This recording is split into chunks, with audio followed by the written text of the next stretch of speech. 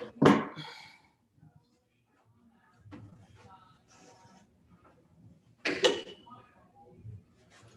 had some people that said they were coming in, they're just running late, but if you want to start, those people are already on for you. Okay, perfect. Good morning. Good morning. How do I do this? Are you up there? Good morning. Good morning. You're up there, David, just remember. I'm up where, y'all changed it. Yeah, you're up there. Okay, perfect.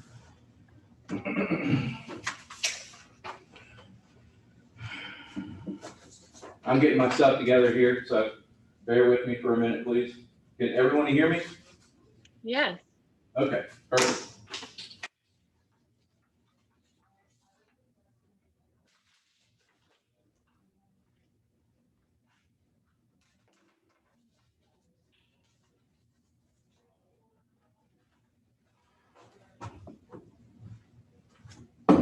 So just so everybody's clear, I'm here to teach lead generation. My name is David Clarke. I work with the Clarke team here in the Market Center. I've been doing this for about 5 years, and let me see. So a little bit about me. I was in the military for about 10 years. I have a little bit different mindset when it comes to business. And I close about 65 to 70% of the Clarke team business every year. Last year, we closed 176 transactions for just over $60 million. I closed 120 of those transactions. So I sourced and brought to closing 120 of the 176 transactions. So right now, this year, from January until now, I'm about 49, almost 50 transactions into, and it's kind of a mix of buyers and sellers. I run a team of inside sales agents here for the Clarke team, and I'm constantly recruiting, training, motivating, and closing deals. So that's a little bit about me and kind of where I come from. And I'm assuming that everybody's here today to learn a little bit more about lead generation and mindset, conversations. I don't have a prepared class. I just talk, and I just kind of, whatever falls out of my mind at that point in time is kind of where I go. I've gone to probably somewhere on the order of 12 real estate conferences. I've toured all over North Carolina and Fargo, North Dakota. I've been to Mega Camp and to family reunion several times, multiple times, and I've talked with some of the best inside sales agents in the country. Anna Kruger, Robbie T, and they're personal friends of mine. So what I do is I start every day with a great phone call to someone in my family, a close friend. I start every day off having a great mindset of not knowing how I'm going to get where I need to go that day. It doesn't really matter. I start the day always on a great phone call, whether it's with my dad, my mom, somebody in my family. I have a great conversation with them. So that puts me into a mindset of just being positive, upbeat. I listen to some great music on the way to work. I am huge. And, the first thing I want to talk about, it really is mindset, because in this business and in life, I feel you get what you expect.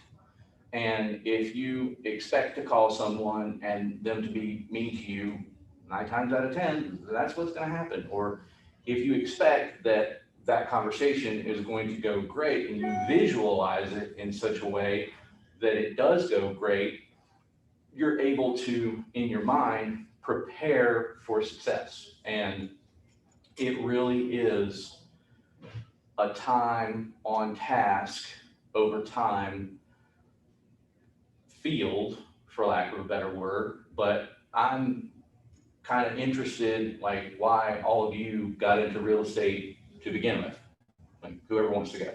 Anybody? I can see you over there. Can you guys hear me?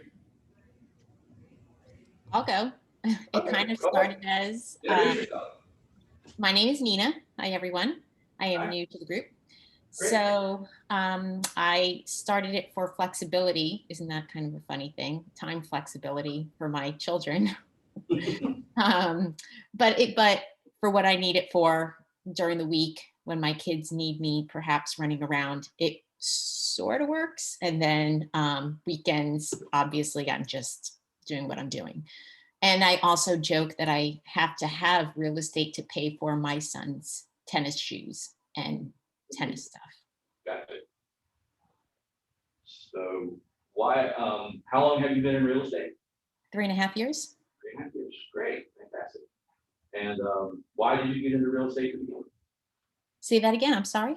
Why did you get into real estate to begin with? Just that flexibility that I was saying for the kids. Gotcha. Okay. Anybody else want to share why they got into real estate? Am I the only other one here? Or is there anyone in the room? I think the care coordinators here, and there's some other people that are coming too. They're just running late. Go ahead. I can share. So I was actually doing something very different out of the country and was really searching for what I could do that would fit who I was personality wise. And I took a really extensive personality assessment with a career coach through Crown Financial, actually puts it out. And it gave me a lot of good information, even debriefed some of it with an old coworker, and just sort of held on to that. Real estate still had never entered my mind, never. And then I think sort of through a divine meeting with someone, conversation led to her just talking about real estate. She was a volunteer over there, an Armenian expat. And a light bulb sort of went on for me, like all those things I just learned about myself, would that be a fit with real estate?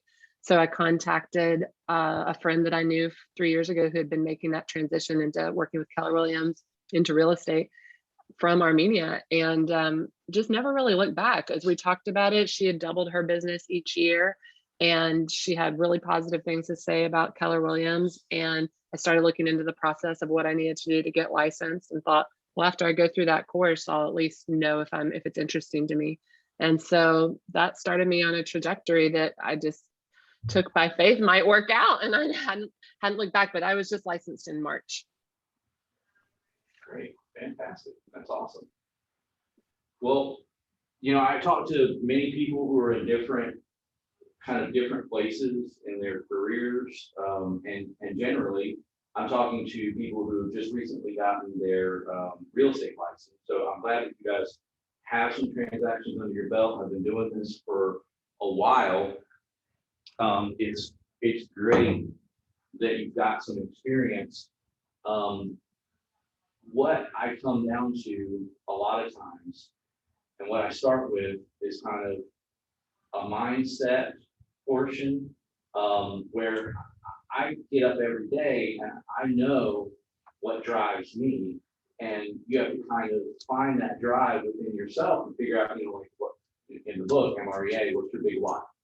So what I consider, I have a few big whys, but you have to identify that for yourself and then really take a deep dive on that and know what drives you and why you get up every day, and sort of tap into that. And it's sometimes easier said than done, but I kind of view what I do as helping. I'm the general sales manager for a real estate team, but I don't look at what I do. I've really never viewed what I do as real estate sales. I'm not a salesman. I'm not here to sell you something. My mindset is always coming from curiosity and saying, how do I stay into curiosity and out of judgment? Because I'm I can't, I've got to figure out how can I best serve this person. And what everything starts with, I feel, in real estate, at the very top of the sales funnel, if you want to call is a simple conversation. It's simple, but it's also a crucial conversation for you, the person asking the questions. You're in control of the conversation, and you want to flow like water down a hill, down a stream, down a river, around the rocks that happen to the ultimate ending at the waterfall and beyond, to where you want the conversation to go to get the information you need in order to help, or to say, here's what we need to do next. And I'm always coming from a place of recognizing an opportunity, which is huge, and then figuring out what I can do to add value to that person's life, that family's life, those people that just need help, and they don't know, they're a first-time home buyer, and they've got so many questions. They're moving from Portland, Oregon to Raleigh, North Carolina, and they've bought and sold multiple houses, but they don't know anything about real estate in North Carolina. It's everything that a person doesn't know that amps up their anxiety behind spending the most money that they're usually going to spend in any transaction, and making a great decision for themselves and their family, and providing them with comfort, kind of being somebody that they have a shoulder to cry on, to just listening, and recognizing opportunity is a huge thing about this business, which I'll get into. It's understanding what you can do to help, and being completely brutally honest with someone on the front end of the conversation. And the hardest job that you guys have is managing those expectations. And I think that managing the expectations early on is going to will do you a great service later in the transaction. You guys each have some years of experience here. You know what I'm talking about, because you've probably been through it with a transaction where you may not have covered something, or something came up later on in the transaction where you're just like, I wish I had said something about this earlier, or this is just the way it is. And it can make deals fly apart all the time. It just happens. So having a great talk up front and a great meeting up front can kind of help. I'm not necessarily talking about the initial conversations where you're dealing with objections, but just explaining to people with clarity what a real estate transaction looks like. Especially the first-time buyers, where they don't know what's going on. They just know they want to stop paying rent, or they want to buy a house in order to gain equity, and these are all the great reasons. And interest rates are low, and prices are high, and people's market is crazy, and all of these things going on in their head. And recognizing opportunities is always about having a conversation with the people where they're at and figuring out what their needs are. When you're having that conversation subliminally within people's minds, it's not a Jedi mind trick. It's repeating back the last few words of the sentence that they said when they finished, repeating back to them exactly what you just heard, but rephrasing it. So, Mrs. Smith, I understand you're looking to sell your house here at 123 Main Street. Is that correct? So the house you're intending to sell is 123 Main Street. Is that right? And then she said, yes. And so what people don't hear is you repeating back to them what they just said. What they hear is that you're listening. And a lot of the time, when you're going systematically at having those conversations in that manner, the wall will come down. There's a lot to NLP, neuro-linguistics, that I won't get into today, but it's something that you should look into. If you've heard about it, it's great. Ways of talking to people with your voice inflection, and I need a little bit of it, but you don't want to do that do you, with a downswing, or isn't that right, with an upswing? To your voice, those are a couple of small things that are begging a negative answer or a positive answer. Well, you don't want that to happen, do you? So there are ways of talking to people to get the result, or to have them, even better, come to the result in their thought process while they're talking to you. You're leading them in a certain direction. They have to get there. And so what I found is that you can't make anybody do anything. You have to show them. You can't tell them. You have to show them exactly what they're saying they want and what that looks like. And then when that happens, they come to a realization that maybe that is what they want and they're willing to do whatever it takes to get there. Or maybe that's not what they want and you have to back up and have another conversation about it. Recognizing how to talk with people. So I have, on average, somewhere between 4,000 and 8,000 conversations around real estate every year.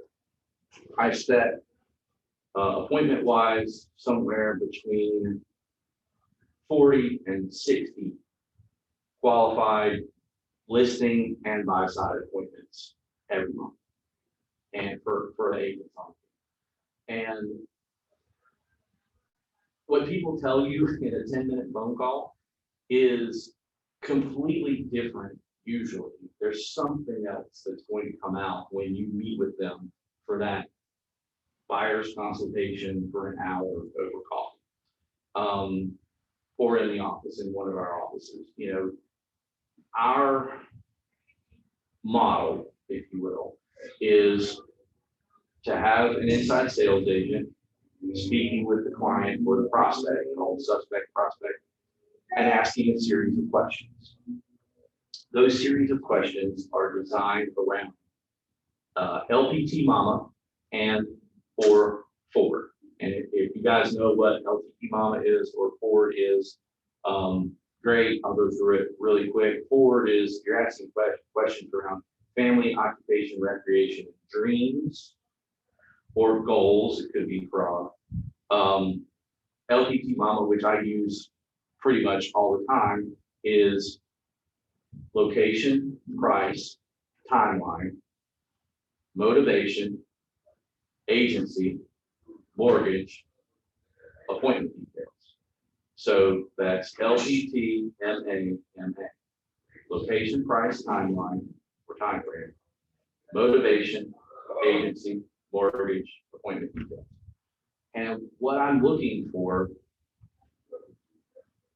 and setting up that opportunity, if you will, could you call it an appointment, you call it an opportunity, is to get those details in a systematic way while having a conversation that looks like something you have over Thanksgiving dinner with your family.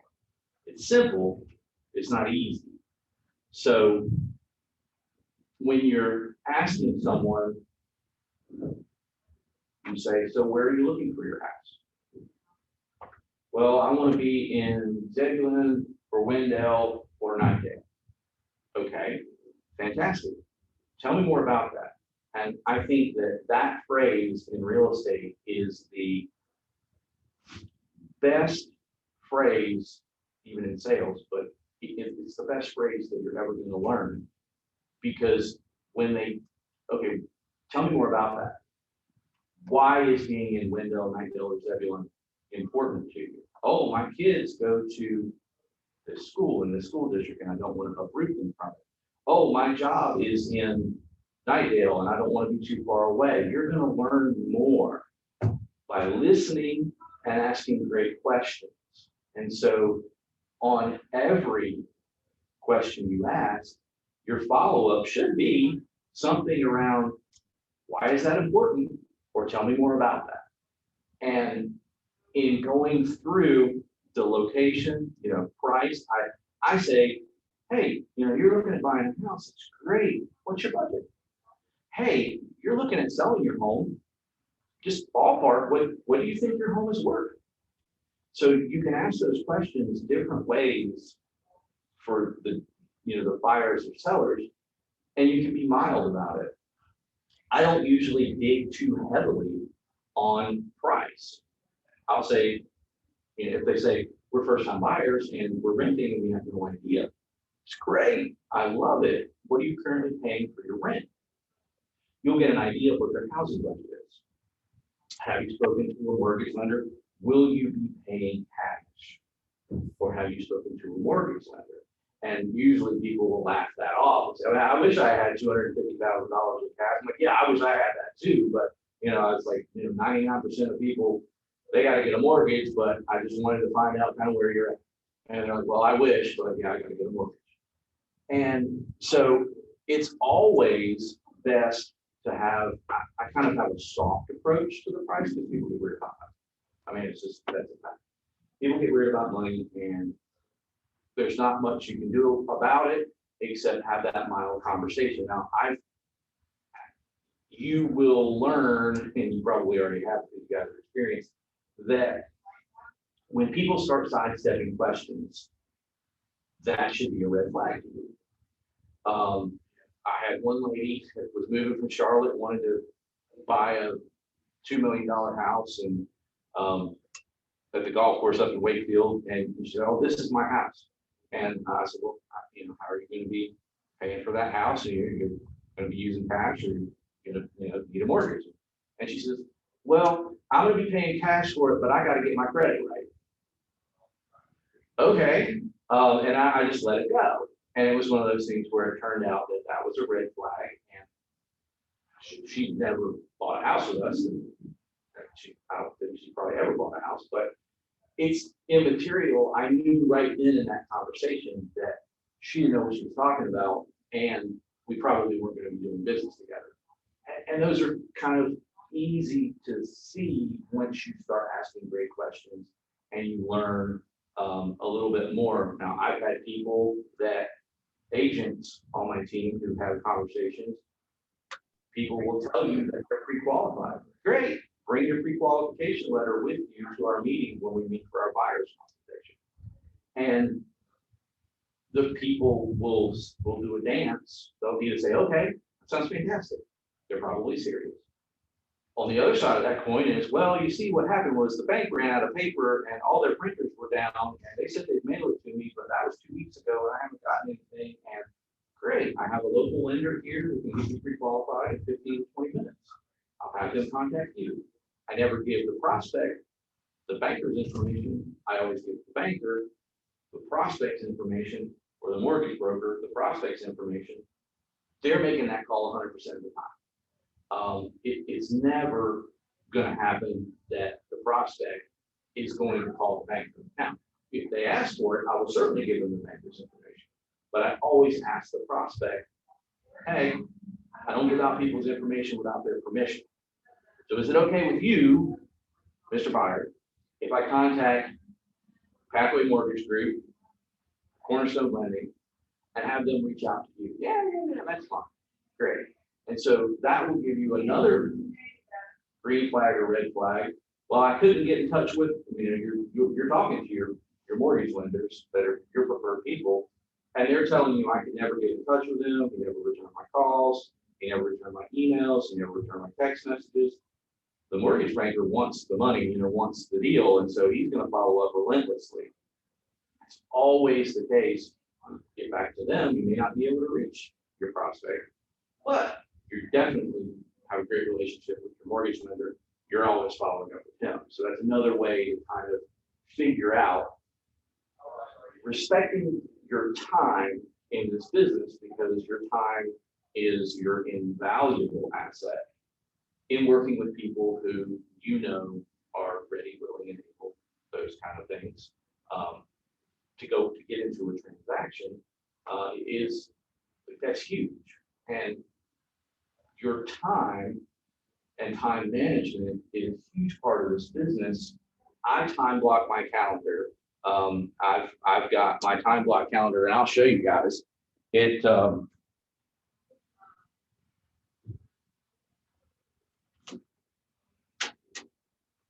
I put all my business stuff and my personal stuff on here as well. And I don't know if you guys can really see that too well, but my calendar is full up most days, and I'm right in the middle of teaching you guys. And I'm picking up my daughter later, and I have everything, including lunch, wake up, have coffee, everything that's happening in my life, I have on my calendar. All of my agents' calendars and their availability are on my Google Calendar. I only set appointments for them when they have time blocks for availability, or I ask them for permission. Hey, you've got white space over here on Friday afternoon. Are you doing something with your wife and kids, or can you take a virus consultation? I'm always asking permission, but I'm always running my calendar. Some people think that being confined or being really rigid about having these time blocks on your calendar is constricting or restricting. I view it, and it's all about your mindset. When I've checked off these tasks, I get to go home. It's freedom. I get to spend time with my family because I've done these things in this order, or I've moved them around. Your calendar is a living, breathing thing. It is how you structure your day. It's the bones. You can move things around. It's always movable, and I change my calendar all the time to put something in a different time block. I usually, and I'll talk about when to call people, I usually start calling around 8:05. That's as early as we can start, and go up to 9 p.m. for the FCC, in order to just call people and get them on the phone and have a conversation. I usually start between 8 a.m., 8:05, and from 8 to 10 in the morning is a great contacting time, Tuesdays, Wednesdays, and Thursdays. Also between the hours of 4 and 7 p.m., Tuesdays, Wednesdays, and Thursdays. So MIT, for those of you that don't know, did a study, and you can Google the MIT contacting study or phone study, where they made 200,000 phone calls, and just to get somebody to pick up a phone, the highest contacting rate was between 8 and 10 a.m. and 4 and 7 p.m. on Tuesdays, Wednesdays, and Thursdays. Now, that's not to say that on Monday mornings is not a great time to call somebody. If somebody has asked you to call them back on Monday morning, you set a reminder, you're going to call them at that time. Or Friday afternoon. But typically speaking, what winds up happening is Monday morning, people are coming back from the weekend, they've got 1,000 emails, and they've got their boss, and they've got their, everything else is on fire. The whole building is burning down around. And from 8 a.m. Monday morning until noon, or even all day Monday, they're knee deep in alligators, and they cannot handle a, hey, so I saw you were on our website looking for a house. What can I do for you today? They can't handle that conversation right now. And that may be a limiting mindset that I'm projecting. However, I've been doing this for years, and I know that for most people, that's the case. I've also set 6 qualified buy-side, list-side appointments on a Monday morning. It's not always, it's just a statistic, and take it for that. Great times to call: Tuesdays, early mornings; Wednesdays, early mornings; Thursdays, early mornings, and afternoons, 4 to 7. Saturdays, between 10 a.m. and 2 p.m. Great time to contact people. They're not at work, their guard's down, they're home with their family. Awesome.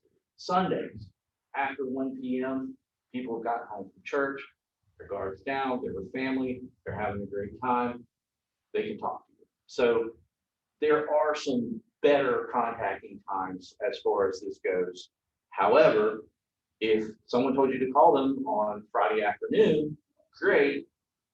call them in. Most people at noon on Friday have checked out for the weekend from everything. They're getting their stuff together to go to the mountains, to go to the beach. They're getting the kids ready to go to the science museum, whatever it is. My rate of contact on Monday mornings and on Friday afternoons is much lower than middle of the week. So take that for what it is, and you know, you can just Google the MIT study and find out more on those times. Let me see what else. So when talking to a lead source is always huge. There are companies in North Carolina that pay $40,000 a month to Zillow for their Zillow leads. They're usually about $100 a piece, and you have different lead sources and different costs per lead. Google pay-per-click leads, you've probably heard of, $5 to $7 each. Facebook leads, you know, they're pennies on the dollar. Each one of these lead sources that you're speaking with, if you're lead generating and you're putting yourself out there and your business out there, or a listing out there, you're getting clients by word of mouth referral, whatever it is. And I've gotten clients by I got a lot of referrals, actually. I handle them all for the Clarke team, but I've gotten a referral before of people who were moving to Raleigh from Florida. They had spoken with an agent in Florida, and when I spoke with them, I said, "Hey, you know, I'm a good friend with Amanda down there in Tampa, and she says great things." And they said, "Oh, we hate her. She's a terrible human being." It's like, whoa, you know. Most of the time, referrals are great business, but you never know what to expect or where people's minds are at. It's always important on that initial phone call, I feel, to talk about the lead source. Hey, this is David with Zillow and Keller Williams Realty in Raleigh. Hey, this is David with Keller Williams Realty in Raleigh and with Zillow. Hey, this is David with HomeLight and the Clarke team at Keller Williams Realty. As long as you're talking initially about what the lead source was and who you are and where you come from, they've got a general idea. Oh yeah, I was on Zillow and I clicked on that and somebody called. Well, some people will have a negative mindset. I can't believe you called me. I can't believe you put in your number and your email and your name into my computer system looking for a house. You clicked the button and said, "If you want me to call you," and now you're freaking out because I'm calling you. So why did you put your information in the first place? Mirroring and matching tonality and rate of speech on a phone call or in person in a meeting is huge. Like 84% or 87% of communication happens via body language. If somebody's smiling and happy, they got their, they know what's going on in the world and they're living their best life now, you can feel that energy coming off of that person. You can feel that they're in a great, happy spot. Even if they're on the phone, you can tell that they're confident and they're happy and they're smiling. And when you have that attitude, somebody else on the other, it's infectious. Somebody else on the other end of the line can also have that attitude and turn their world around, turn their life around, turn that conversation around. When I get on the phone and the person's angry or upset, I get angry and upset. When they're happy and smiling, I get happy. I smile. And I come from a place of contribution and helping them. I'm also trying to mirror what they are in the world as far as their rate of speech, their tonality. And I'll tell you from this aspect, if you're talking to a guy from New York who wants to buy a house, and I got a house, I want to buy a house in Raleigh, I'm coming down for the weekend, and I want to buy a house, and I'm from New York, and I got New York money, and I'm coming down there, and this guy is intense. He's probably a high D on the Tony Robbins DISC assessment we'll talk about. And he is needing somebody to talk to him the way he is talking to you, and to be able to identify with him, you've got to have that same personality. You got to project exactly the way he is to him in order to get somewhere with him. Now, if I get on the phone and I'm talking to a good old boy down in Benson or Smithfield, I got to slow my rate of speech down, and I'm going to get a little southern twang going on. Well, Mr. Smith, I understand this farm has been in your family for 30 years. I know. I hear you. You can't do nothing with tobacco right now. I get it. You looking to sell your property? All right. Well, what'd you say we come down there maybe day after tomorrow on Saturday week, and we meet with you for about 15, 20 minutes? Does that be all right? You are going to have to, and it may sound stupid, but it's not. It's the way you have to communicate with people is the way they communicate with you. If I put my agent from New York in front of that guy from Benson, that's a disaster waiting to happen. If I put my good old boy agent in front of that buyer from New York, that's a disaster waiting to happen. Taking conversations in real estate or sales to the next level, you have to, on that phone call, accurately identify a general pattern about that person's behavior in their speech, their tonality, who they are on the DISC profile or the DISC scale. And I can say that, Google the Tony Robbins DISC assessment if you don't know what it is. Look at what a high D is. Look at what a high I is. Look at what a high S is. And look at what a high C is. And for the most part, only about 2 to 3% of the world are high Ds. I am one. I am a high D 99 and also a high C 87.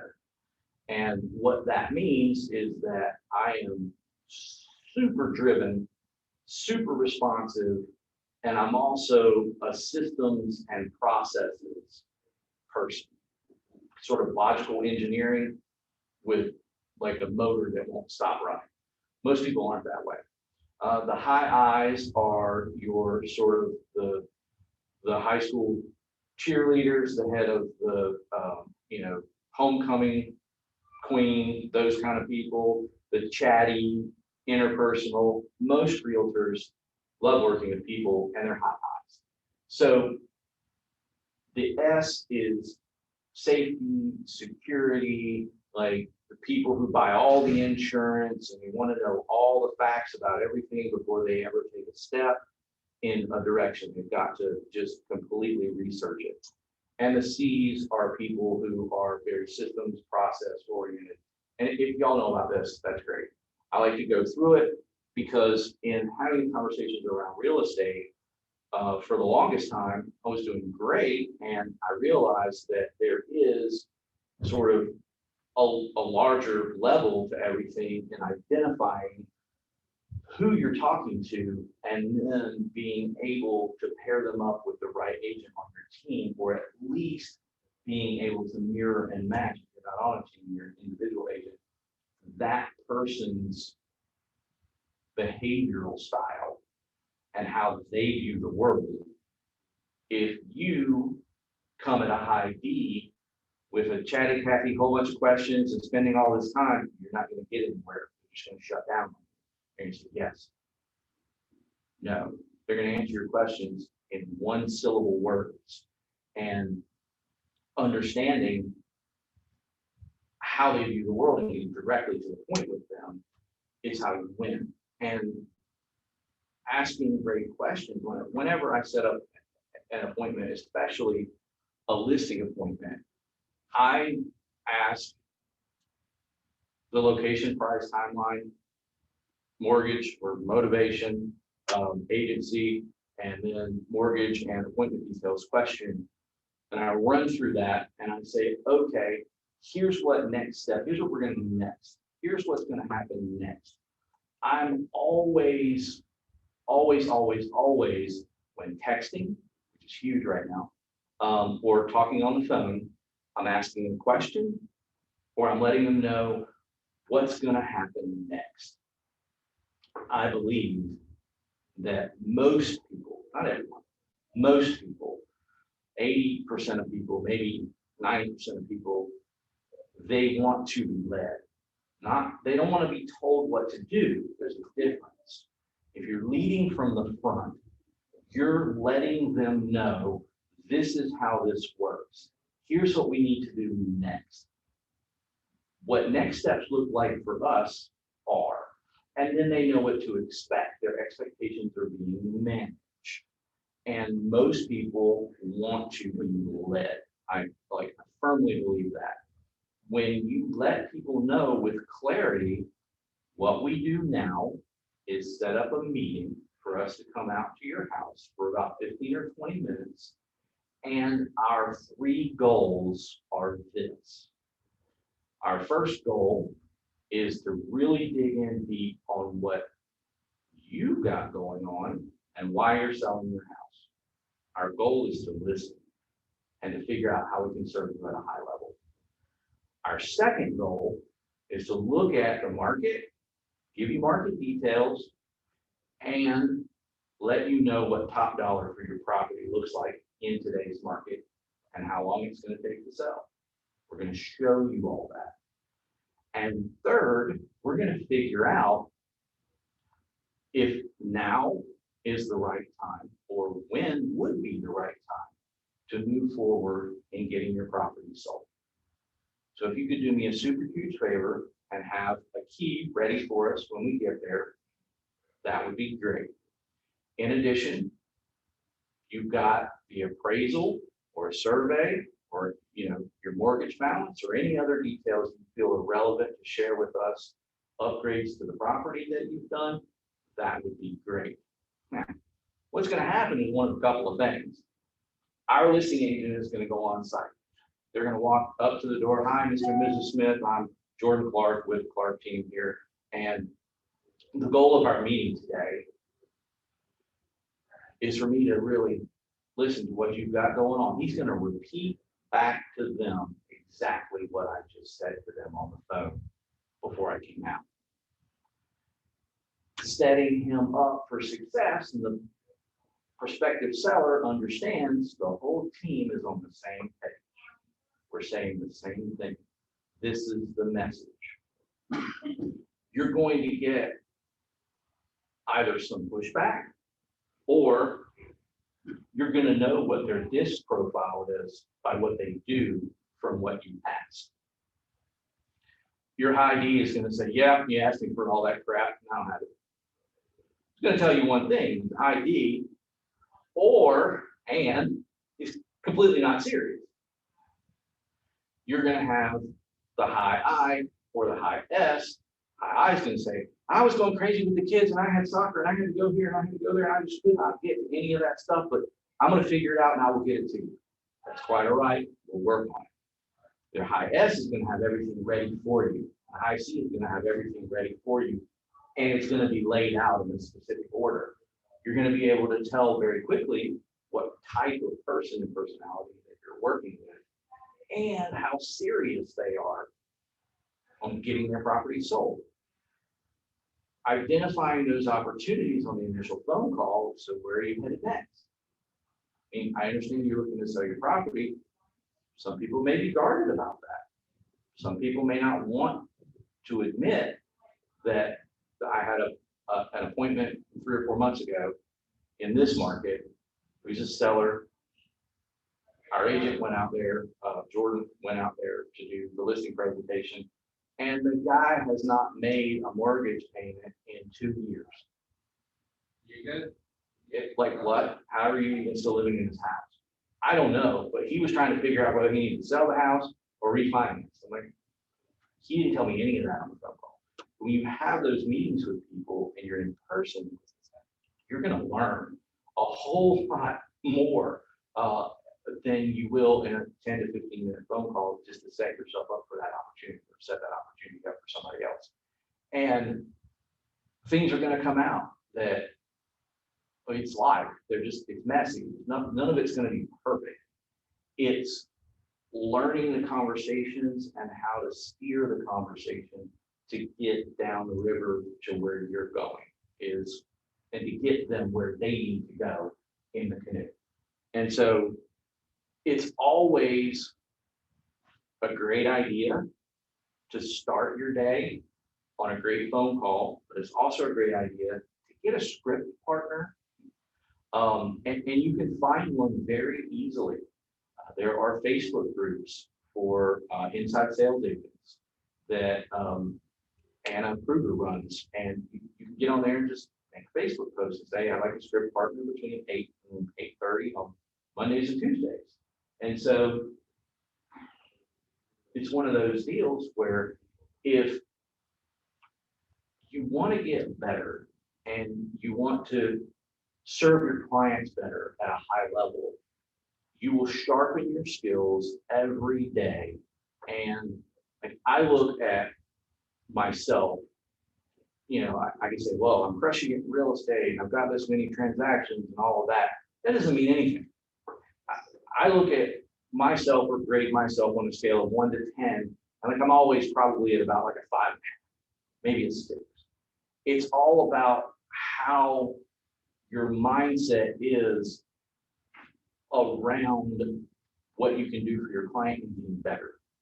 You've never reached your full potential. I believe that everybody is probably operating at somewhere between 40 and 60% of your true potential in life and in business. And you can always dig deeper and give more. And when I come into the office every morning, I know that today is for today. I have that on my laptop. I know that I am going to reach my goals today and every day because I have that mindset. I don't know where I'm going to find that opportunity, but I know that there's so much opportunity out here that exists. All I have to do is be creative about how I reach out and grab that opportunity. And there are so many different things about this business that are so great. There's so many different paths and ways that you can make money in this business. I think that you guys know that there's like real estate is a great field because there are so many different ways. Help a person buy a house and you help a person sell a house and it's the same house. How many other industries can you sell a house twice and make 2 commissions? Can I interrupt for a moment? This is Nina. I'm so sorry to interrupt, but you said something important that I wanted to go back and ask about. You said something about Facebook groups, and I sort of caught it and then I didn't catch it, and I wanted to write down who you said and all of that, because I love the idea of maybe learning from others that online and other people encouraging each other. So if you could give us a little bit more about that, I would love it.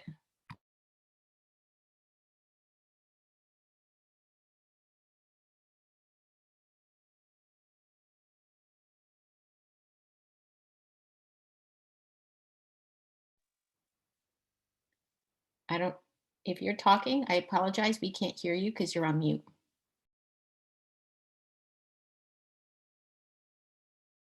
And yeah, we heard none of that. I'm so sorry. Somehow you went to mute after my question.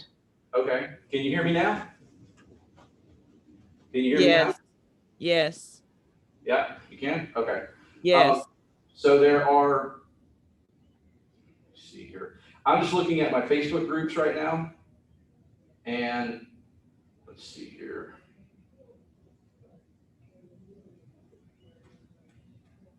And are these like script groups that you're talking about? Accountability groups? What kind of groups are these? So this is ISA Mastermind Group. I don't know if you guys can see that. but it says ISA Mastermind Group, has about 5,300 members. That particular group is moderated or administrated by Anna Kruger. So it's ISA Mastermind Group, and they're fantastic. She's great. You jump in there and say, hey, I'm an agent and I'm really looking for a script partner, and someone will help you. Somebody will come out of the woodwork. Anna will script practice with you. Let me see here. What other groups? Let's see. I'm just give me a minute. I'm looking at my groups here to see who I've got because there are so many.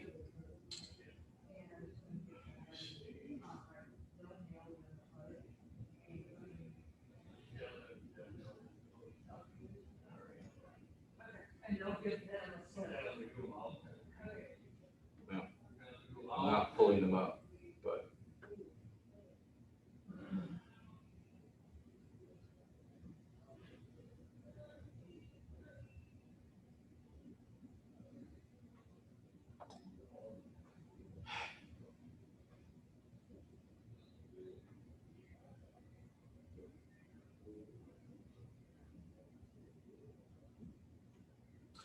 just get on the ISA Mastermind group, and there are a couple others. I will post it with Jeremy after this. I'll get on here and figure it out. I'm not pulling it up right now, and I don't know why. My groups are coming up, but they're all coming up kind of crazy. So they're not in any kind of order. And so I love bourbon, and it's bringing up the bourbon and banter group, which you guys probably aren't concerned about. Here we go.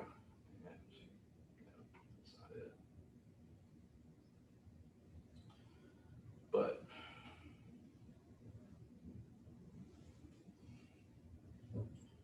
you can also get onto YouTube, Google, or get on YouTube and search Anna Kruger, Krueger, or Kruger.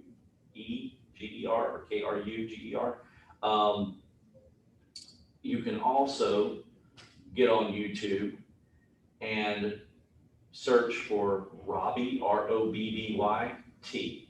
So Robbie T is probably, he's a coach now, but he's probably one of the most gifted inside sales agents that I've ever talked to.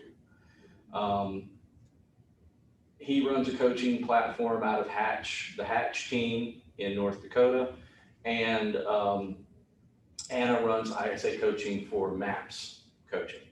So, and if you don't have a coach, you should at some point think about it. I just posted in our ahead. chat, FYI, in our chat, some groups that you can hop on. I was just on today. The productivity team has given those. Thank you. Sure. I struggle with that. So it's one of those things with coaching. I have a MAPS coach. I've had a MAPS coach for 3 or 4 years. They're fantastic.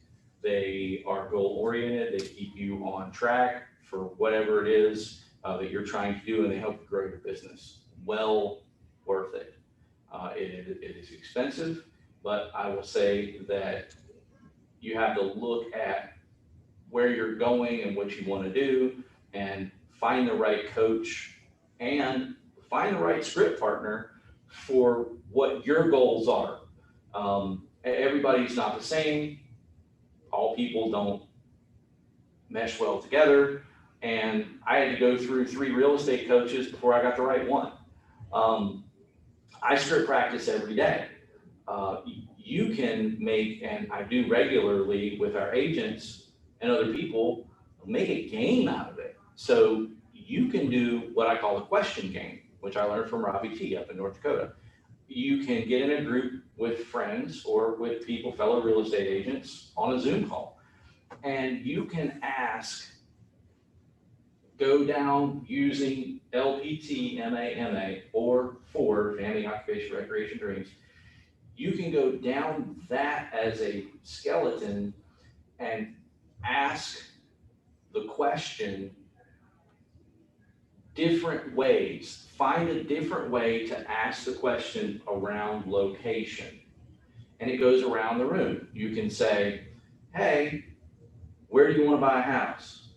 And then somebody else will say a different way of asking the location question.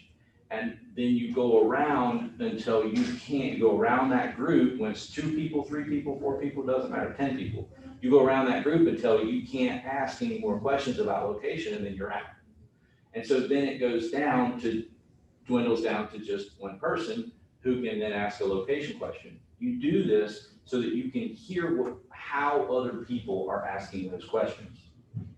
It's important because everybody is different that you talk to, and it's important for me on my team to get those agents involved with me, because when I set that prospect up with an agent on my team, they want the same information I've gotten from the prospect, but they're asking the question differently and they're getting a different response. So it's always great to be able to say, oh, I understand you want to live in Wendell. Is that correct? Wendell, what's important about Wendell? You like a small town? Great, fantastic, I love it. You don't want an HOA, why? Why is that important to you about not having an HOA?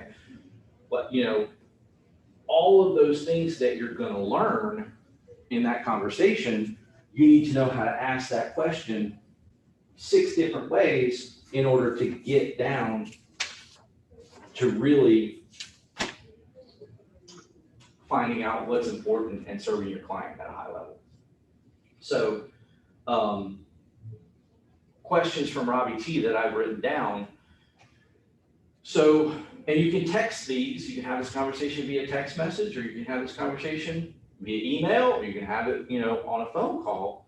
And this is called Better Questions by Robbie T. But are you just looking for fun, or are you thinking about making a move in the near future?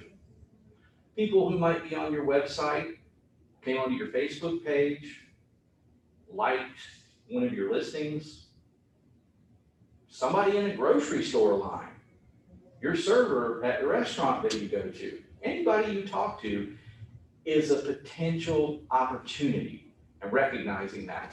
It's like people will say, oh, you work in real estate? How's the market? Oh, it's great that you should ask. Why do you want to know? What makes you curious about the market?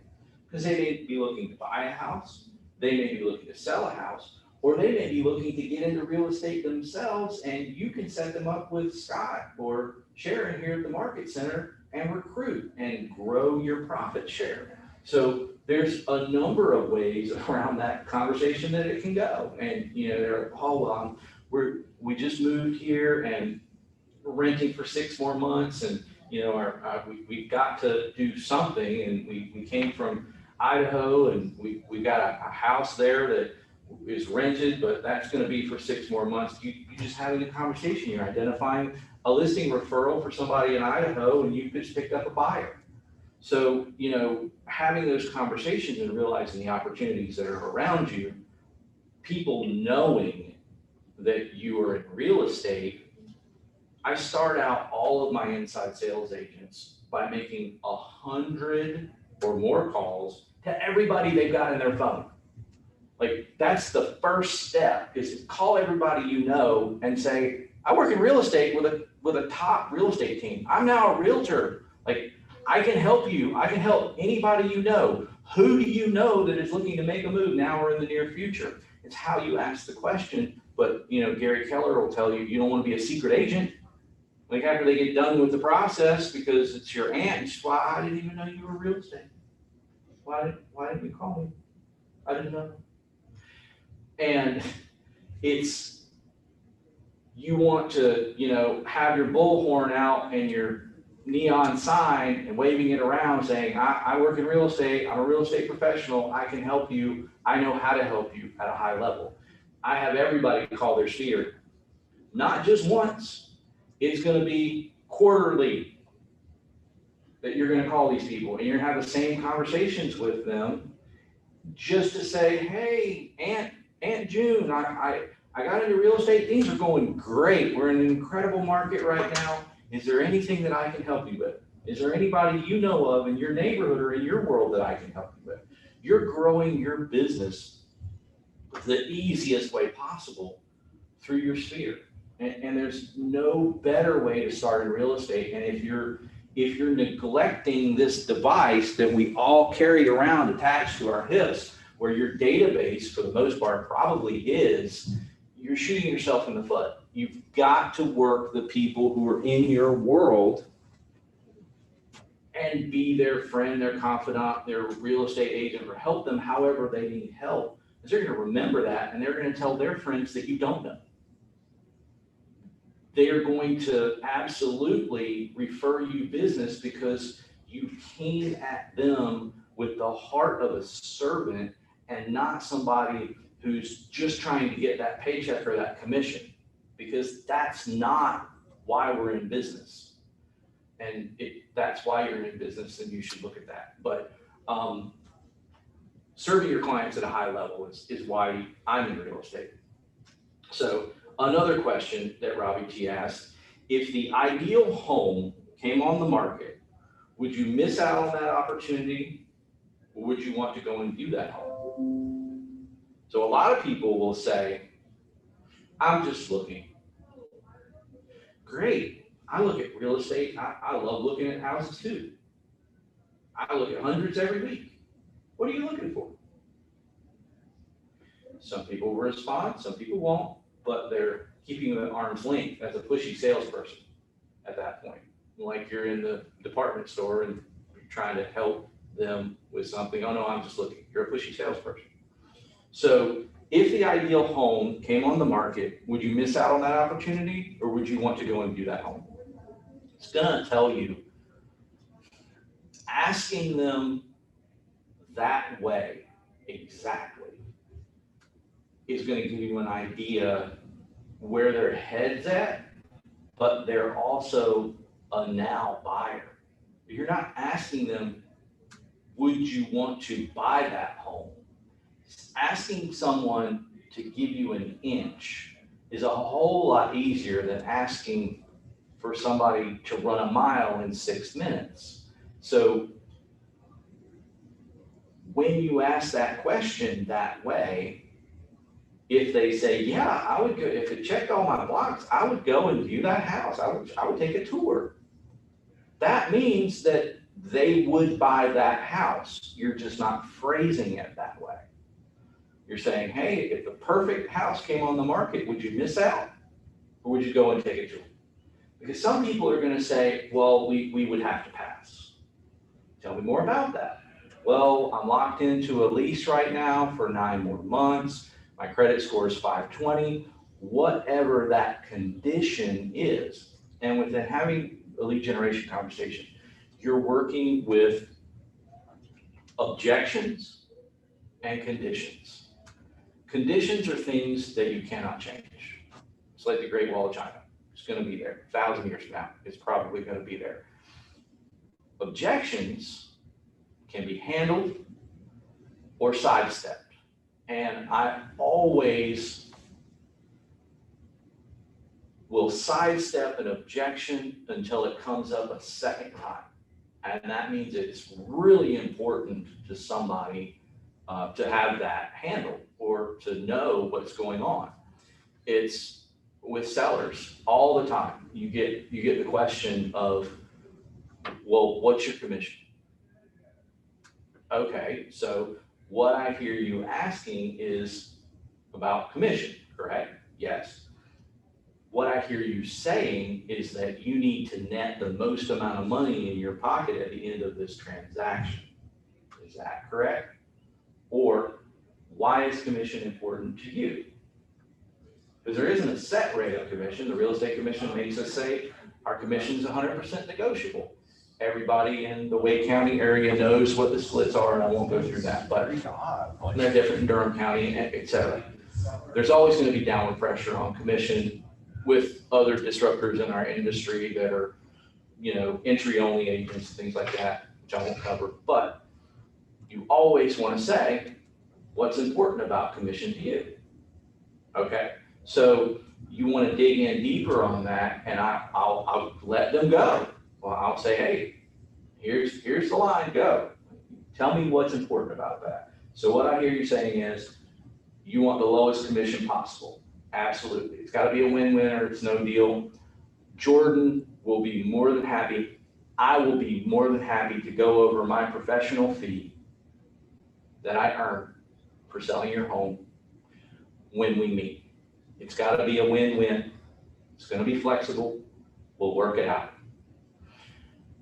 You've got to be able to handle that in a way that makes sense in order to get you in the door and demonstrate your value. You demonstrate your value on a phone call by really listening, building rapport, digging in to what's important to them, or text message or email. It doesn't have to be a phone call. I say phone call. I should say the prospect's preferred communication venue. It doesn't matter, really. If you're on a text message and I set hundreds of appointments via text message and never talk to the person. It's getting the information you need to set up a valid opportunity to make sure that that person, you're respecting their time and they're respecting your time. And in doing that, everybody's time is valued and they will see what you're bringing to the table. So tell me a little bit about your ideal home. For a buyer, that's great. Tell me why your home is fantastic. Like what are some features of your home that you really love to the sellers? And they'll say, oh, we put in this and we put in that, and we put in a garden that has a fountain, and we love the fact that we're on the cul-de-sac in the back corner and it's quiet and we have deer in the backyard, and that's great. You have some things that are called assumptive closes. Wow, it sounds really beautiful. I can't wait to check it out. Even before you get to the end of the conversation, you can embed some of those assumptive closes into your conversation. Well, this guy's coming to my house. Like, that's an obvious setup for getting you in the door to see their house, because they painted this great picture of the rock wall with the, splashing water and the koi pond and all of that. And you're like, oh, wow, that sounds really awesome. Whatever it is, doesn't matter. I've got a field of tobacco that's 100 acres. Great, man, I can't wait to see that. That's awesome. Doesn't matter what it is. You're excited to get out there to talk to them to see it. So whatever those things are in the assumptive closes that you use during the conversation, when it gets down to the end of the conversation, you've built so much rapport to them, they're absolutely meeting with you. You're not, and I hear so many people in this industry saying, you've got to ask for the appointment. You've got to ask for the appointment. When I am pre-qualifying a prospect on a call or in an email or a text message, I'm never asking for an appointment. I realize that I am going to have nurture business, which means it's not 3 to 4 months in a window of me helping. I'm going to have now business, which it is in a 3 to 4 month of me helping, or the people are telling me to go to hell, and that's okay too. I don't care which of those 3 places they wind up. I can then put them on a path for the nurturers to help, put them on a path for the buyers or sellers to help, and put them on a path for the people who tell me to go F myself. I don't care. It's quantifying them into one of those groups and then helping them get where they're going. When I realize that I've got a now seller or a now buyer on the phone, these are next steps for us. Here's what's going to happen next. Here's what we need to do in order to get your property sold for top dollar. We need to come out, we need to look, we're meeting for 3 reasons. We're going to, dig in on what's important to you about selling. We're going to go over what top dollar and the market conditions look like. We're going to see if working together now or in the near future is where we need to be. And guiding the conversation and leading the person in the right direction, I feel like is your job. Well, is our job to help them get where they're going. And that's just, in having the conversations around buyers, have you had the opportunity to get inside any homes yet? That's going to be almost going towards the agency question. You're dancing around. Are you currently working with a realtor? Have you signed exclusive agency with a realtor? Or have you talked to any realtors? Have you gone to any open houses? Or have you principally started your search online? You're going to get some information. Well, I'm talking to somebody. Well, that's great. Who have you been talking with? Oh, I don't know. They're sending me some listings of some houses. Okay, great. So have you met with this person? Oh yeah, we met a couple of times. We went and toured some houses. Have you signed anything? Well, they made me sign something, but I don't know what it was. Great. You can get down to agency fairly quickly in working with that person if they can remember their name. And we all know what that's about. If you don't know what that's about, I can explain it. If they say, I already have an agent, great, who are you working with? A lot of times, people get calls from us and they're like, oh, I'm already working with somebody, I already got somebody, when really they haven't signed agency with them yet.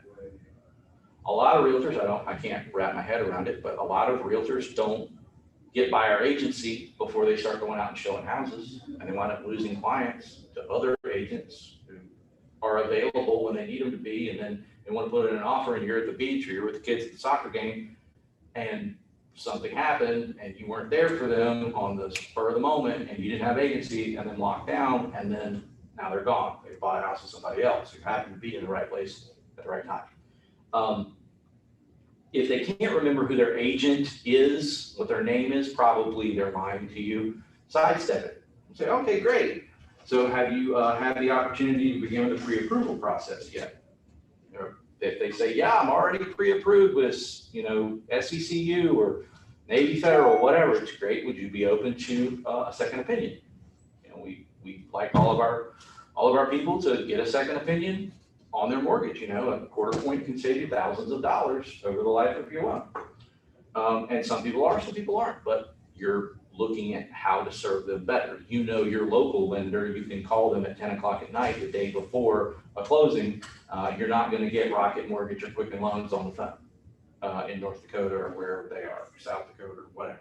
So having your local lender working with your clients is obviously going to be your smartest play, period.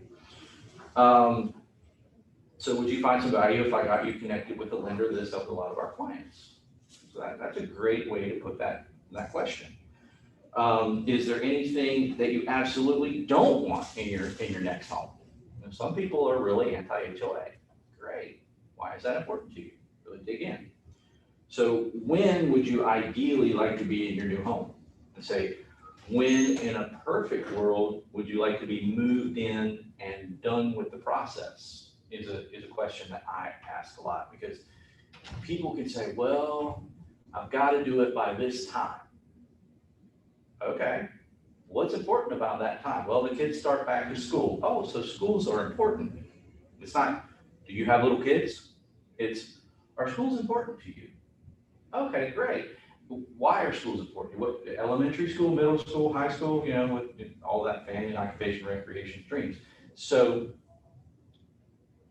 you're finding out what's important to them, and it relates back to other things, their timeline. It relates back to what's their motivation. And I can always say that on sellers, the easiest thing for them to do is stay put. Motivation is the number one thing for listings that you should be digging at in your conversations. You've got to figure out, so why the move? So what's driving your move? So if we could find you the perfect house in the next 30 days, what would stop you from making an offer on that house the day we find it? And with that question, that question right there is huge, because you're going to find out so much around what their objections are. Well, I got a house I got to sell in order to buy that new house. You're going to find out, well, I'm not pre-approved yet. I wouldn't be able to buy a house in 30 days. Wow. If we found you the perfect home, we found you the perfect buyer for your house in 30 days, would that present a problem with you moving that quickly? You're going to find out a huge amount of information about, well, I'd have to find somewhere to go and pack up all my stuff, and I really hadn't thought about it. It gives you an idea of kind of where their head's at. A lot of people, they see the news and they say, oh man, they get on Zillow and they look at their estimate and they say, wow, my house is worth like X number of tens of thousands of dollars more than they paid for it. They don't realize that the market you sell in is also the market you're buying in, and unless you're moving to Detroit, it's kind of going to be, a different conversation around somebody selling and also buying. And there are ways to have this conversation and manage those expectations up front. You just got to know about it. So you got to know how to ask the questions in order to serve your client at a high level. So, if you could get an acceptable offer in the next 30 days, what would stop you from accepting it to a seller? What do you believe is top dollar for your property? Who do you think is the ideal buyer that is willing to pay top dollar? Well, a lot of times, digging in with that question, if somebody's got a 4-bedroom, 3-bath house, they're like looking for people who have multiple kids, a bigger family, or a family that's moving up from a 3-2 to a 4-3. If the people are telling you, the listing prospect is telling you that they're downsizing, I will say this as a caveat, downsizing is not a motivation. Downsizing is the result of their thought processes that led them to that result. It's not a motivation. You can say they're downsizing, but why is downsizing important to you? Well, the roof leaks, and I had 4 kids, but they're all in college, and I've got to pay for their college somehow, so I got to sell this house, and the foundation might have a crack in it, but you're going to learn more about where they're at with things, with downsizing and all the maintenance that they've got in the house. And it's really the maintenance of the house, and that it's one person or 2 people rattling around in there, that they don't need a 4-bedroom, 3-bath house on 3/4 of an acre in North Raleigh anymore. It's like, oh, okay, I understand. So who do you think is the buyer who's willing to pay top dollar for your house? Who are you looking to attract? And then when you get into the listing appointment with them, you can show them your marketing plan to attract that buyer who's willing to pay top dollar. I'm able to run a reverse search on my CRM and show them 100 people who are looking for houses just like theirs in their zip code that have come onto my website, because I've got a reverse lookup. And I have that information ready for them at a listing appointment to say, look, I've got 26,000 people in my database, and these 100 people came on in the last month looking for a house just like yours at your price point. It's not going to be a problem attracting the right buyer to pay top dollar for your house. I have a pool of them right here, and with my buyer's agents, I can get your house sold very quickly. What are you looking for in your next house? I understand you're downsizing. What's important to you about that? It's all in having the conversation around what they're looking to do and what they're looking for. Questions?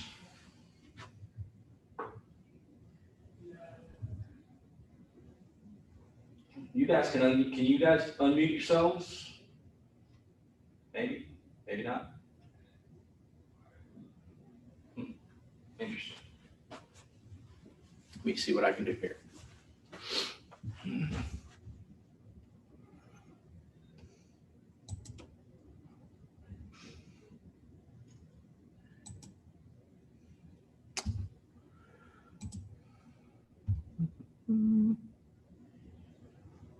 I guess I can't.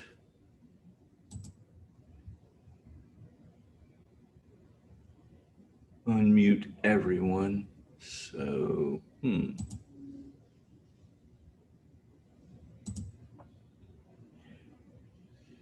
Well, that's interesting.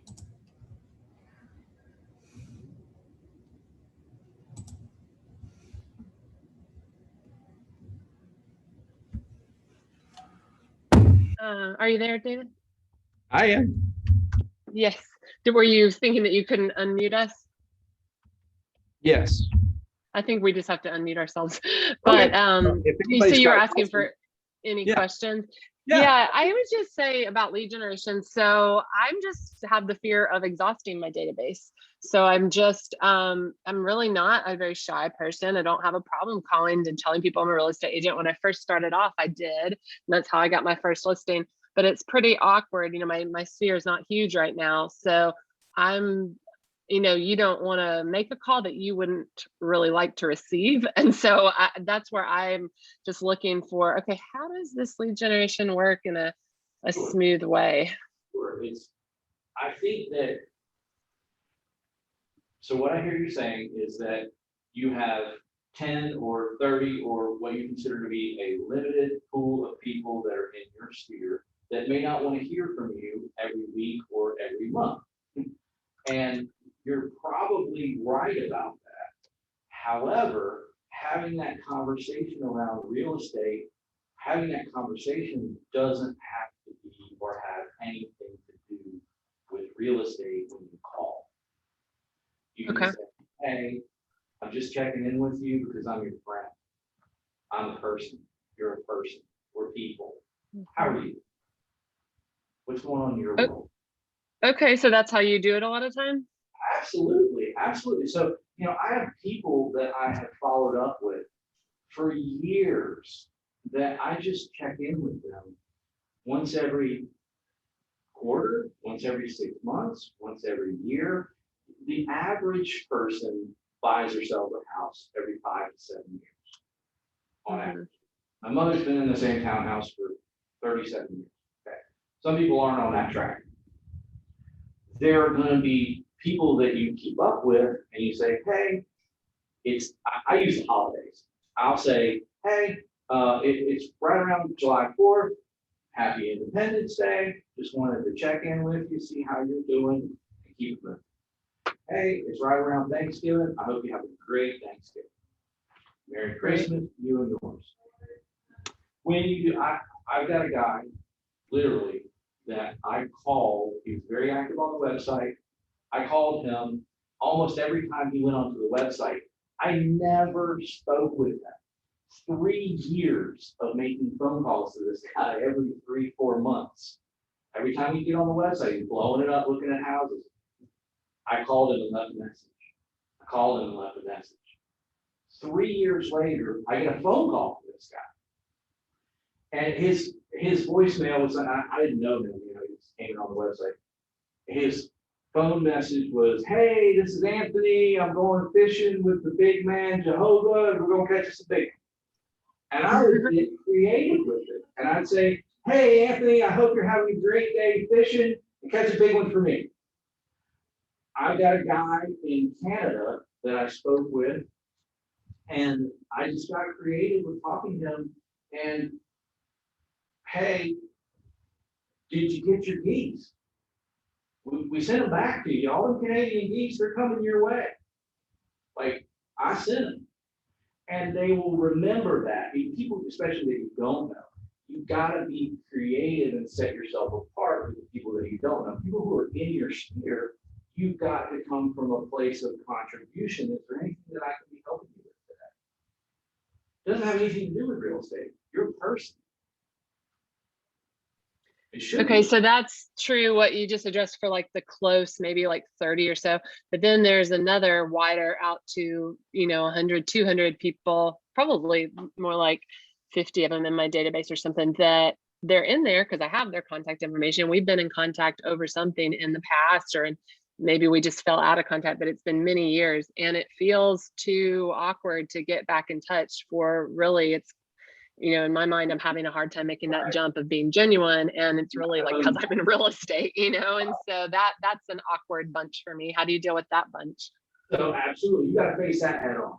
You should put those people at the top of your contact list, top of your help list.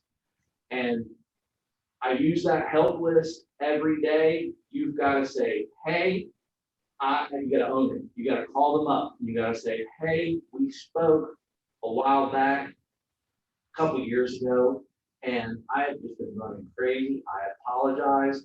That's on me. How are you doing? I wanted to reconnect with you because I saw this house and I thought of you. I saw this soccer game and I thought it'd be something that you've had a conversation with them and you learned something about their personal life. I saw a lab and I knew you liked labs and I thought of you. You come up with a segue into a conversation and they won't have any walls towards you. They'll be like, oh yeah, hey, how are you doing? Yeah. So that's what you have is what I was talking about originally. That's a limiting belief. They want to hear from you. They do. So that's one group. I do know the group you're talking about. Then there's another group that we never had much of a personal relationship. They're in your database. You always knew of each other, but it would be odd to ever just make a direct phone call to them. What do you do with those? You can text them. You can send them a mass email through MailChimp. You can say, and you probably are pretty direct with why you're doing it at that point. At that, yes, absolutely. Those people who are sort of on the periphery, I call them. You want to be very direct with them. You don't have to give them kid gloves because they're going to say, oh yeah, now's the time. Or they're going to say, it's going to be 6 months. Or they're going to say, I already bought a house. Where were you? Or I'm never going to buy a house. So, or I'm never going to sell a house. I'm going to die right here. Those people on the periphery, I would be curious about, but direct with. Okay. Absolutely. But you still, I quantify people into 4 different groups. You have, well, I can say 5. Your sphere, which is different.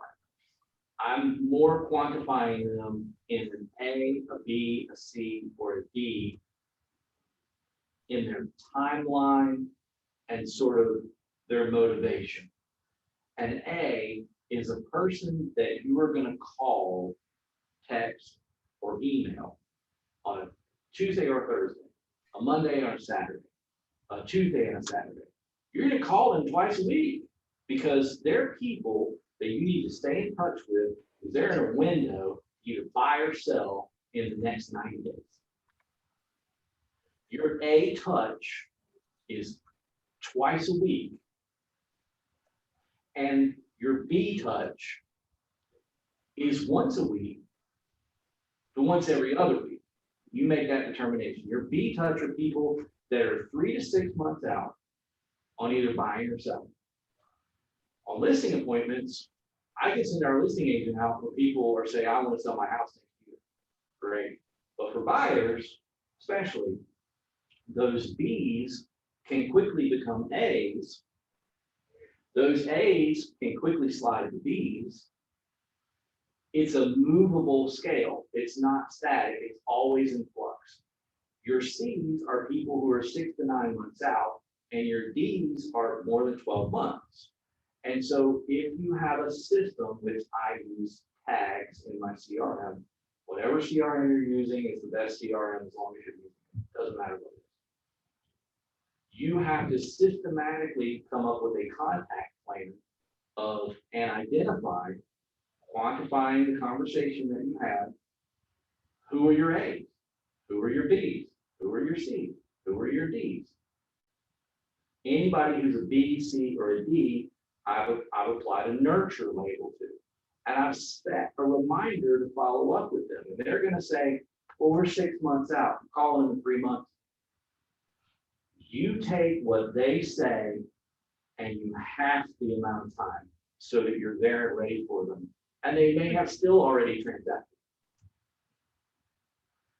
Mhm. You're guessing on what they say, and then they'll tell you something, and then you have to back it up and put in incremental touches, whether it's a text, an email, a phone call, just to get that person when they say that they're ready to go. And I automate a lot of what I do for my nurturers because of the system I have, but it's important to especially stay in front of your A's and B's, because somebody may not, somebody who's an A now may, get their pre-approval back and they didn't get as much money as they wanted because their credit score isn't high enough or whatever, and they drop off and they become a C, and then they move back up to B, and then they move back up to A. So you've always got to be grading your contacts, have a system. It doesn't matter what it is, but have some sort of logical system on their time frame and their motivation to identify that person and make sure that you are top of mind throughout the process. It's systematic. Your C's, you're calling once a month, once every 2 months. Your D's, you're calling once every 6 months. So that systematic focus and process is going to lead to more business over the time. You're on when you have a conversation with someone, you're not always setting a listing appointment. You're not always setting a buyer's appointment. You're moving the ball forward incrementally towards a first down. Use a football analogy. And when you're going about your daily life, you're always looking at every opportunity as sort of a fishing expedition.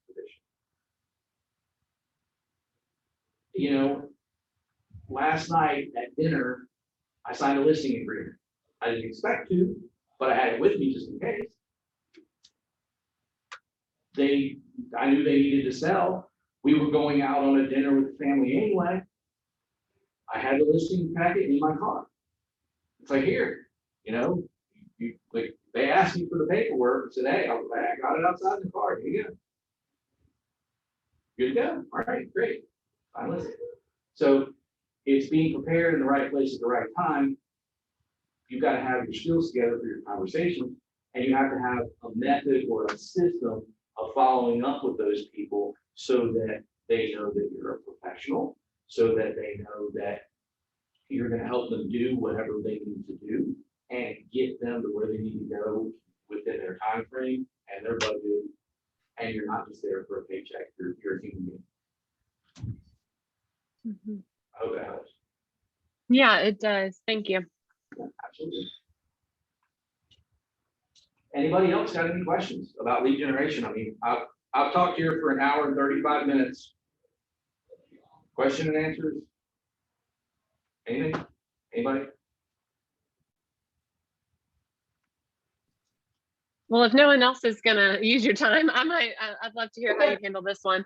Go So I got a very lukewarm lead from, I did the golden letter thing and then followed up with, she's my friend, my tennis captain.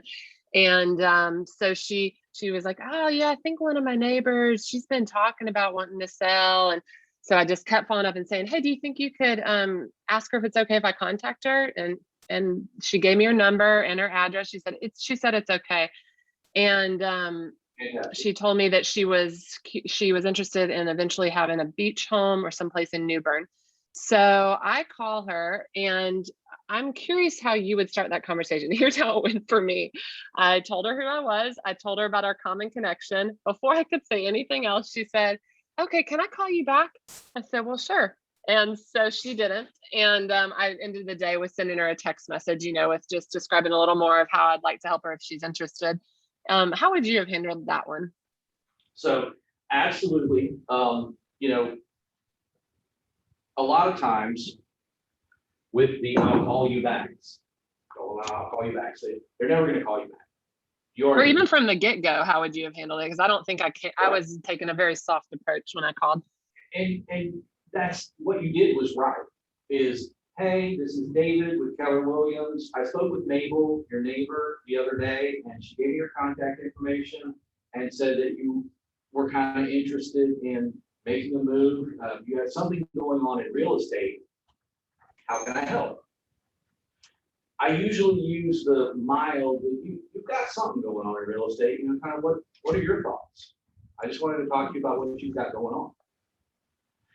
And they'll either open up to you, or they'll say, now's not a great time. Fantastic. I've had people say, but I'm in a meeting at work. Can I call you back? Sure, that's not a problem. When would be a great time for me to give you a call back? You got to Okay. turn that around.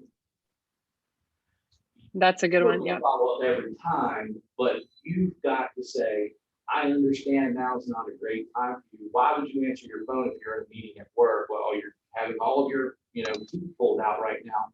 Now is not a great time. No, great. When can I follow up with you? That would be a great time. Right. Also, depending on your price point, if it's in the luxury category, it's 400 or more. I'm taking a free listing package for the house and putting it on the doorstep. So you make a decision on where they are and what they're doing, but I'm going to give them more information about who I am.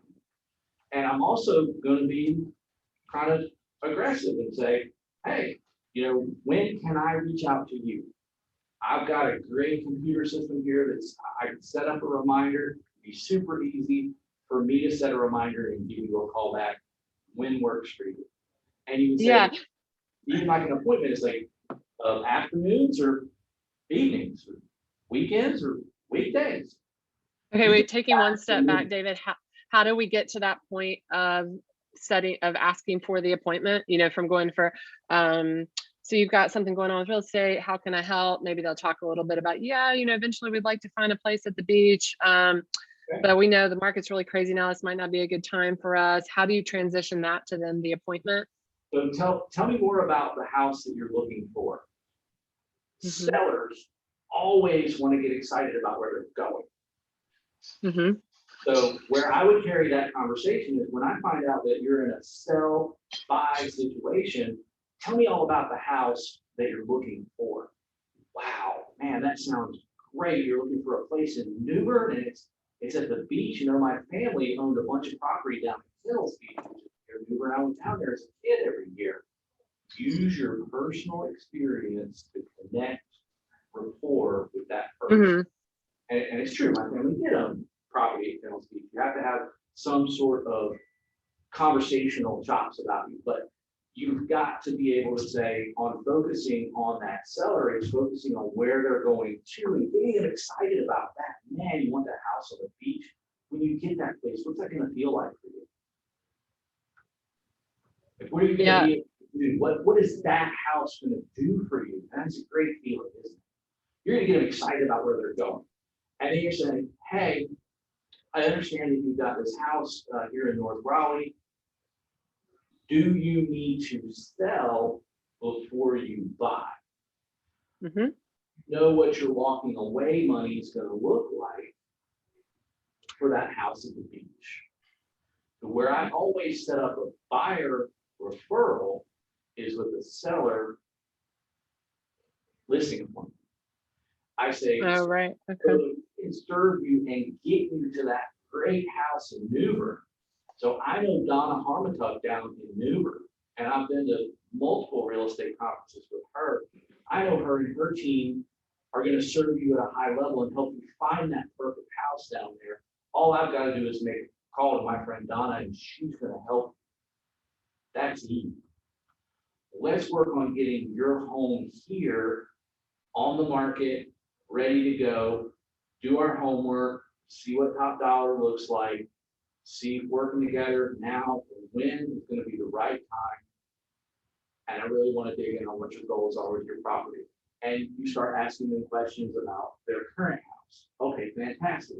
And then you're in the door because they're thinking about where they're going. Their timeline is theirs. There's nothing that you can do about that except say, okay, when do you want to be in that new house in Newbern? All right, fantastic, you're on a 6 month. All right, fantastic, you're on a year. Okay, fantastic, you want to be there in 3 months. We can definitely make that happen no matter what their timeline is. you're still getting in the door to give them relevant market information, what top dollar looks like, how long their house is going to be on the market.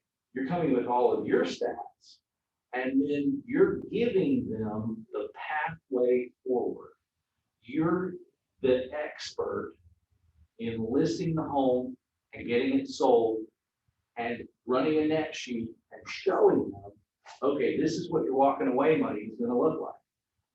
That's going to allow them to be able to make the right decision for them to get where they're going. I need to see the house. I don't care about your junk. We see houses in all conditions. I need to see your flooring, your appliances, your countertops. I need to look at and ask you questions about your roof, your HVAC, all the things that you've got going on, the bones of the house. And that way I can compare apples to apples, 6 months and a year ago, what sold in your neighborhood, so that I can give you, and I'm also going to look at properties that are currently on the market that compare apples to your property, so that we can give you a great idea of what it's going to sell for in today's market. And then how are you going to match that up with their buying timeline and with the with the purchase, and will you work with the agent that you've referred them to? Would you, Absolutely. if they don't want to go into a rental in between, would it be sort of a matter of, we have a good idea that things on the market are going fast here, so as long as we have everything in line, then it's really going to be you working with that buyer's agent to find and secure your property, and then we're going to be able to have this taken care of? Or how are we going to advise on that timeline? Absolutely. You're staying in contact with that buyer's agent. You've got a great buyer's agent down there that you have found that's going to work with you, really, to you're getting their property sold and allowing them to get that money into the property that they're going to buy in a smooth transition. You've got to be in constant contact with that buyer's agent on the buyer referral side. Always. And it works the same way, the opposite. If they're selling here and buying there, if they're selling there and buying here, you're always going to be in contact with that other agent in order to make a smooth transition for your client. You definitely don't want to do it twice. The other thing that you have are creative mortgage, creative financing options, that there are companies out there that are using another company called Ribbon, which I've heard about recently. That's Jordan. That are using cash, and it only applies as a seller who's contingent on buying. So basically, Ribbon is buying the house at the beach, and Uncle Ribbon has a whole bunch of money, and then they're renting it back to the buyer by the month until the house sells here, and then they pay off the mortgage on the house at the beach. So there are creative options for mortgage financing to turn a contingent buyer into a cash buyer. Does that make sense? Does that help? Yeah, I think I would need to hear the last part again. There are options, is what I understand, in order to know what the options are. For contingent buyers, people who are buying at the coast and selling here, because right now in the market, the seller of the house at the beach is going to take somebody else's offer that doesn't have a selling their home contingency. Sure. So there are creative mortgage financing that can allow that seller here, who is a buyer at the beach, to buy that house at the beach cash, close, and then sell their house here, close, and put the money towards the mortgage that the company Ribbon financed. Okay. So there are creative mortgage, there are bridge loans that the mortgage has to do, if you've heard of those. Yeah. Yeah. So, okay, just one follow-up question to that scenario. Was the conversation that we were playing out that when you were talking about, tell me about the Newbern and the house you're looking to go towards and all that. Is that happening on the phone, or have you already gotten your way to being with them at a listing appointment? Like, I'm still needing that transition. Like, if you can do it at the listing appointment, that's fantastic, but I'm usually having that conversation on the phone. Okay. You know, before the listing appointment, they're usually excited about where they're going. They're talking about buying a house. Oh, so you're looking at a house in Newburgh, great. And then, you know, or you're talking about buying a house here in North Raleigh, great. So, you know, what's going to stop you from, well, we have this house we have to sell. You're going to find out about that opportunity. So it's having the conversation on the phone, text message, email, whatever their preferred method of communication is, and then getting them excited. Because usually they're already excited about going to that next house. And it's like, what is that house going to do for you that your current house isn't doing for you? And I think a lot of people with the pandemic and everything, they figured out, well, I'm at home all the time, I now need an office. I need a little bit bigger space because I can work from home. My job, my company's building went away, and you know, I'm going to be working from home the whole time. It's what's important to you about that. What is your current house not doing for you that the new house will do for you, and having that conversation initially before you meet with them, and then they're all excited about buying the house. But it's like, hey, have you ever had to slow down before you can speed up?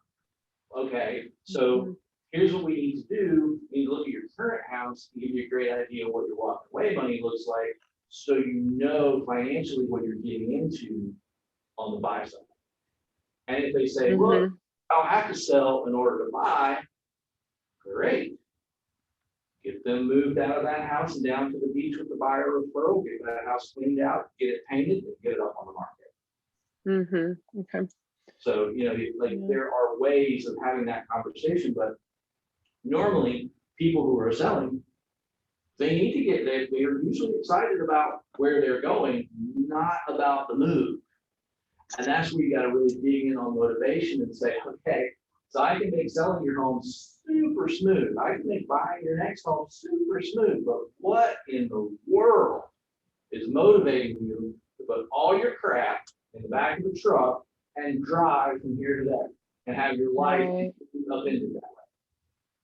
When you put it in those terms, it's like, this is a heart attack I can't help you with.